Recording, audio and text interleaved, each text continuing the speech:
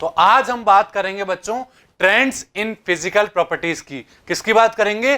Trends in physical properties. Physical properties के अंदर trends क्या होते हैं, कैसे कोई चीज इंक्रीज होती है, कैसे डिक्रीज होती है, उसके बारे में बात करेंगे।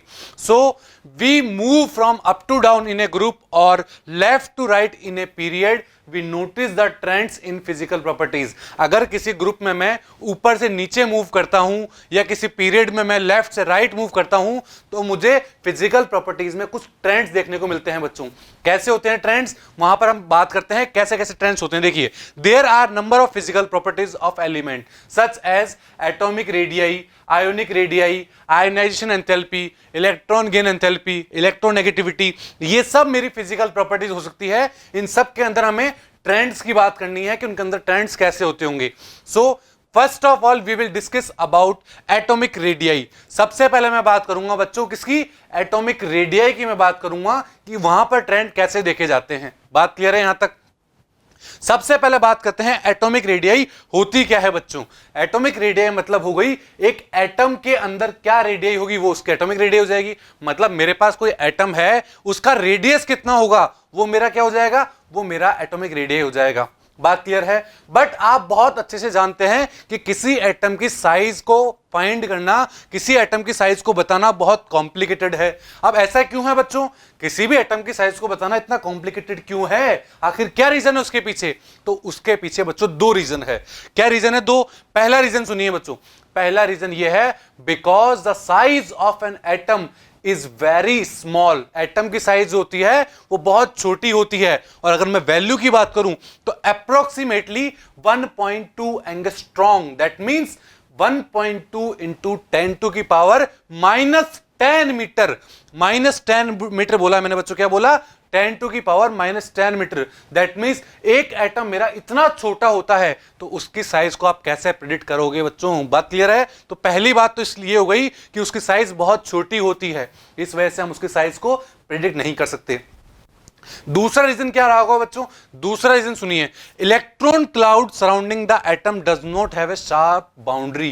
क्या बोला मैंने बच्चों? कोई भी मेरा एक एटम है, एटम के अंदर ऑर्बिटल्स प्रेजेंट होंगे जिसके अंदर इलेक्ट्रॉन्स होते हैं।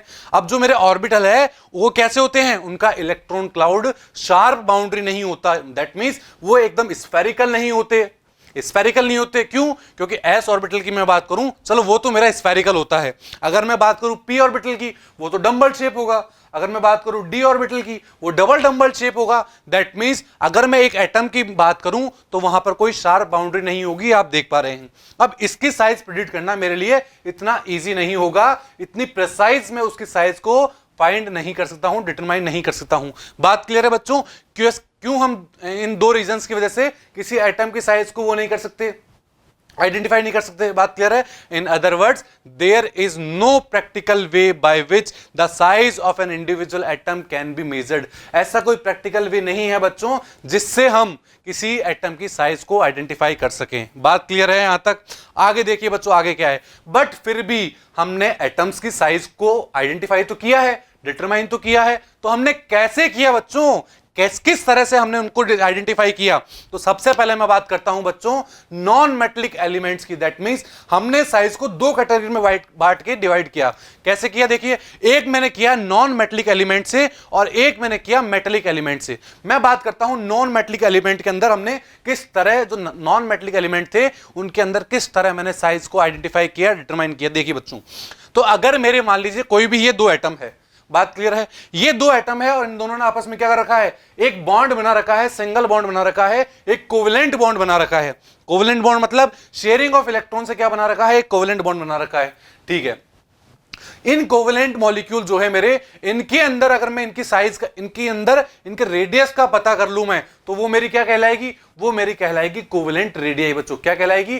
Covalent radii. दैट मींस अगर कोई दो एटम ने आपस में कोवेलेंट बॉन्डिंग कर रखी है, एक सिंगल बॉन्ड से जुड़े हुए हैं, तो उसके अंदर हम कोवेलेंट रेडियस का पता लगा सकते हैं बच्चों। किसका पता लगा सकते हैं? कोवेलेंट रेडियस का पता लगा सकते हैं। बात क्लियर है यहां तक बच्चों? For example the bond distance in chlorine molecule, मतलब Cl2 के अंदर क्या होगी बॉन्ड डिस्टेंस? वो होगी मेरी 198 पिकोमीटर। जैसा कि आप देख पा रहे हैं यहां पर दो क्लोरीन एटम प्रेजेंट है। अब मेरी बॉन्ड डिस्टेंस क्या होगी बच्चों? बॉन्ड डिस्टेंस का मतलब हो गया क्लोरीन के एक एटम के अंदर जो न्यूक्लियस है वहां से लेके दूसरे एटम के बीच में जो न्यूक्लियस है उसकी जो डिस्टेंस है वो हो जाएगी मेरी बॉन्ड डिस्टेंस। बात क्लियर है? और अगर मैं इस बॉन्ड डिस्टेंस का हाफ कर देता हूं तो मेरे पास क्या आ जाएगी बच्चों? मेरे पास आ जाएगी एटॉमिक रेडियस आ जाएगी। तो इसके अंदर आप देख पा रहे हैं कि बॉन्ड डिस्टेंस है 198 पिकोमीटर, और अगर मैंने उसका हाफ किया तो मुझे क्या मिल गया? मुझे कोवेलेंट रेडियस मिल गई, और वो कितनी हुई? 99 पिकोमीटर होगी बच्चों। दैट मींस एक क्लोरीन के अंदर उसकी एटॉमिक रेडियस कितनी हो जाएगी? कोवेलेंट रेडियस कितनी हो जाएगी? 99 पिकोमीटर हो जाएगी। बात क्लियर है? ये बात थी बच्चों नॉन मेटल के अंदर। और अगर हमें मेटल्स दे दी जाए तो मेटल के अंदर हम किस तरह रेडियस निकालेंगे उसको भी समझ लेते हैं। तो मेटल्स के लिए बच्चों यूज में ली जाती है मेटेलिक रेडियस। क्या यूज में ली जाती है? Metallic radius, which is taken as the half of the inter nuclear distance. क्या बोला मैंने बच्चों? मेटेलिक रेडियस के अंदर जो इंटर न्यूक्लियर डिस्टेंस होती है उसका हाफ कर देंगे तो हमें मेटेलिक रेडियस देखने को मिल जाएगी। बात क्लियर है? और ये कैसे देखने को मिलेगी? जहां पर कोई मेटेलिक क्रिस्टल्स होंगे हमारे पास, उनके अंदर अगर हम इंटर न्यूक्लियर डिस्टेंस को मेजर कर लेते हैं और उसका हाफ कर देते हैं तो मुझे मेटेलिक रेडियस देखने को मिल जाएगी। बात क्लियर है बच्चों?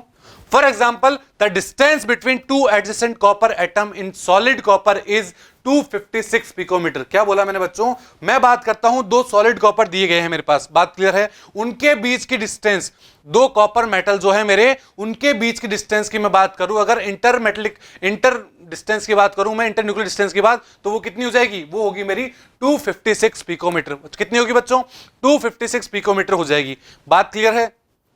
और अगर मुझे इन दोनों कॉपर मेटल के बीच की मेटेलिक रेडियस निकालनी है तो मैं क्या करूंगा बच्चों? मैं उस डिस्टेंस का हाफ कर दूंगा, और जैसे ही मैं उसको हाफ करूंगा तो मेरे पास आ जाएगा 128 पिकोमीटर। दैट मींस यहां दोनों कॉपर एटम्स के बीच में, दोनों मेटल्स के बीच में मेरी मेटेलिक रेडियस कितनी होगी बच्चों? वो हो जाएगी 128 पिकोमीटर। बात क्लियर है? So for simplicity we use the term atomic radius. हमने क्या कहा बच्चों? हमने जो कोवेलेंट रेडियस पढ़ी, जो मेटेलिक रेडियस पढ़ी, उनको सिंप्लीफाई करने के लिए नॉन मेटल और मेटल को के अंदर जो हमने कोवेलेंट और मेटेलिक रेडियस पढ़ी है, उनको सिंप्लीफाई करने के लिए कॉमन वर्ड दे दिया है कि वो हमारी एटॉमिक रेडियस है, दो एटम्स के बीच की रेडियस है। बात क्लियर है बच्चों? कैसे हम एटॉमिक रेडियस बोल रहे हैं? किसको? कोवेलेंट रेडियस को और मेटेलिक रेडियस को। यहां तक बात क्लियर है बच्चों? Now if we talk about the trend, इनके अंदर ट्रेंड क्या होता होगा कि एटॉमिक रेडियस अगर पीरियड में मूव करते हैं तो क्या होगी, अगर हम ऊपर से नीचे मूव करते हैं किस ग्रुप में तो क्या होगा, अब उसकी बात करते हैं बच्चों। So the atomic radius generally decrease across a period. That means अगर किसी पीरियोडिक टेबल में मैं लेफ्ट से राइट मूव करता हूं तो मेरी एटॉमिक रेडियस जो होगी वो डिक्रीज हो जाएगी बच्चों। डिक्रीज हो जाएगी, क्यों होगा ऐसा? हमें हर चीज का रीजन आना चाहिए बच्चों।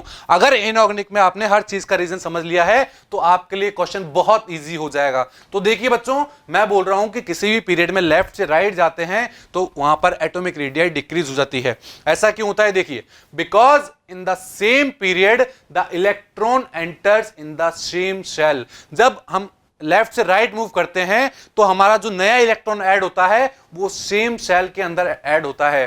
दैट मींस आप यहां पर देख पा रहे हैं जो भी मेरा नया इलेक्ट्रॉन आया है वो सेकंड शेल के अंदर ही आया है। कौन से शेल में?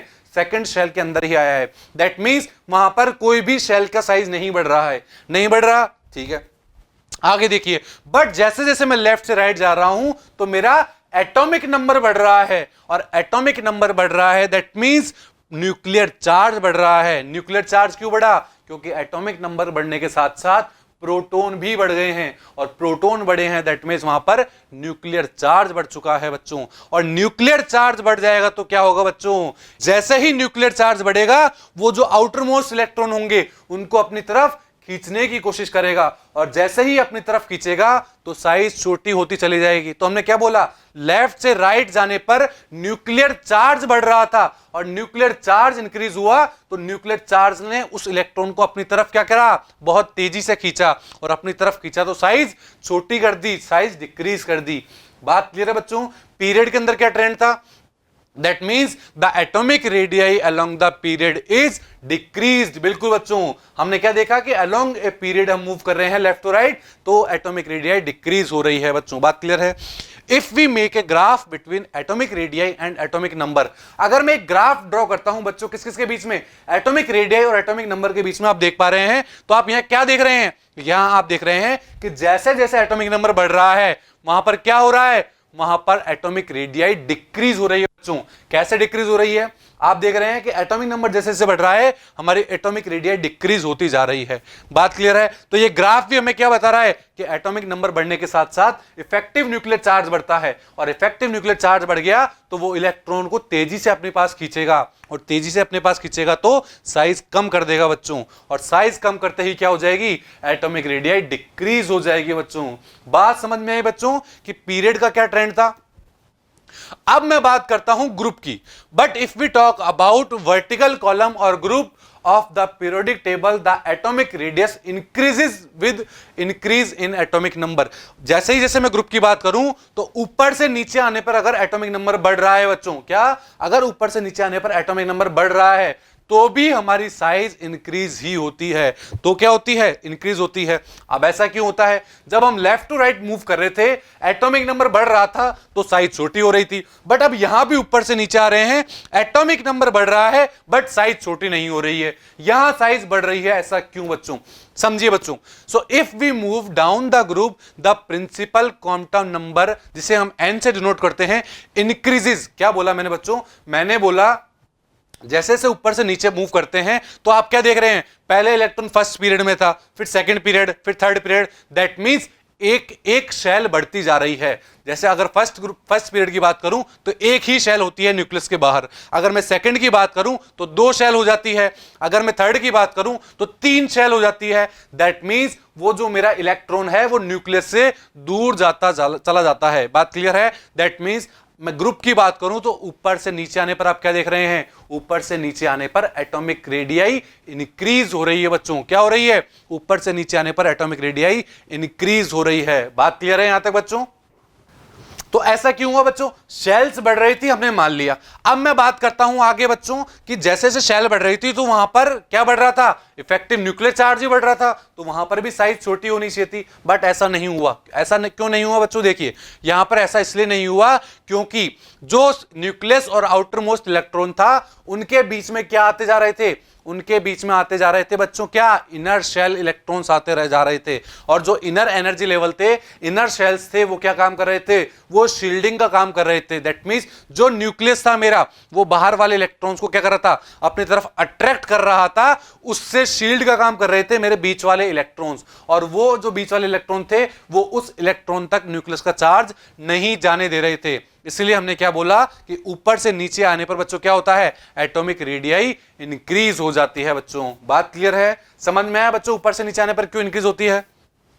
अब अगर मैं यहां भी ग्राफ की बात करूं कि अगर मैं एटॉमिक रेडियाई और एटॉमिक नंबर का ग्राफ ड्रॉ करता हूं तो आप यहां क्या देख पा रहे हैं, यहां आप देख पा रहे हैं कि जैसे जैसे मेरा एटॉमिक नंबर इंक्रीज हो रहा है मेरी एटॉमिक रेडियाई क्या हो रही है, जैसे जैसे एटॉमिक नंबर इंक्रीज हो रहा है मेरी एटॉमिक रेडियाई भी इंक्रीज हो रही है। ग्रुप के अंदर क्या देखा आपने कि जैसे जैसे मेरा एटॉमिक नंबर बढ़ रहा है वैसे वैसे आप देख रहे हैं कि उसकी एटॉमिक रेडियाई भी इंक्रीज हो रही है। बात क्लियर है यहां तक बच्चों कि किस तरह एटॉमिक रेडियाई इंक्रीज होती है?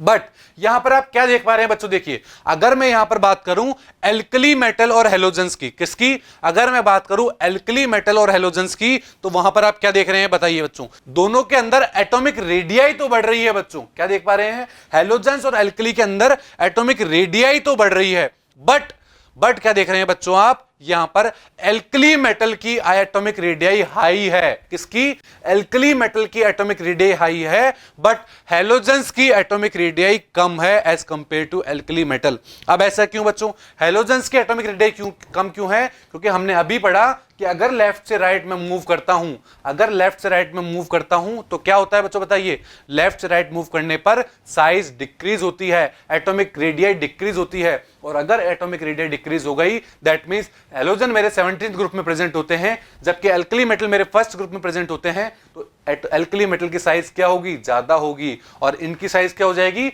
इनकी साइज कम हो जाएगी, हेलोजेंस की साइज कम हो जाएगी। बात क्लियर है बच्चों?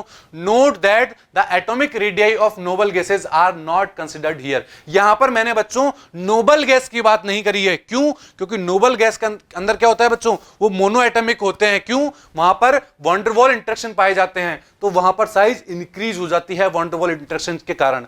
तो मैंने यहां पर नोबल गैस की बात नहीं की है बच्चों। बात क्लियर है? मैंने केवल और केवल फर्स्ट ग्रुप से लेके 17 ग्रुप जो होता है मेरा हैलोजन ग्रुप, वहां तक की मैंने यहां पर बात की है जनरल ट्रेंड के अंदर। बात क्लियर है? ये सब था बच्चों एटॉमिक रेडियाई के बारे में। तो आई होप आप सबको समझ में आया होगा कि किस तरह एटॉमिक रेडियाई का ट्रेंड काम करता है। अगर मैं लेफ्ट से राइट मूव कर रहा हूं तो क्या होता है, लेफ्ट से राइट मूव करने पर एटॉमिक रेडियाई डिक्रीज होती है। बट अगर मैं ऊपर से नीचे मूव करता हूं, टॉप टू बॉटम मूव करता हूं, तो क्या होगा, टॉप टू बॉटम मूव करने पर मेरी एटॉमिक साइज बढ़ रही है। बात क्लियर है? किस तरह हमने एटॉमिक रेडियाई का ट्रेंड पढ़ा? सो आई होप आप सबको समझ में आया होगा। Thank you.